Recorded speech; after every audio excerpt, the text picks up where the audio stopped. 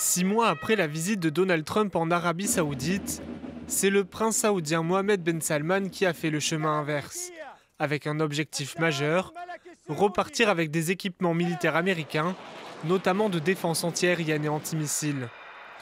Pour l'instant, Donald Trump a déjà accepté de lui vendre des avions F-35. Oui, je prévois de le faire. Ils veulent acheter. Ils ont été des alliés super. Ils doivent beaucoup nous apprécier. Regardez la situation en Iran, ce que nous avons fait en termes de destruction, vous savez, nous avons détruit leur capacité nucléaire. Oui, je dirais cela, nous allons le faire. Nous allons vendre des F-35.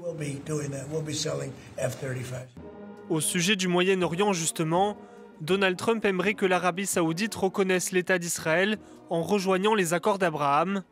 Les liens entre Riyad et Washington se sont donc retissés 7 ans après l'assassinat du journaliste du Washington Post, Jamal Khashoggi, à Istanbul, des faits attribués à des agents saoudiens.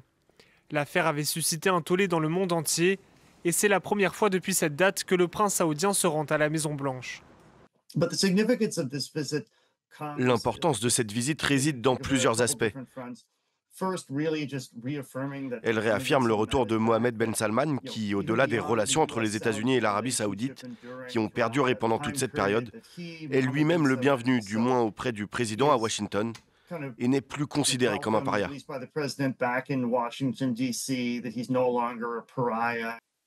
Mohammed Ben Salman est accompagné d'une impressionnante délégation. Aux côtés de Donald Trump, il devrait signer un accord-cadre sur le nucléaire civil.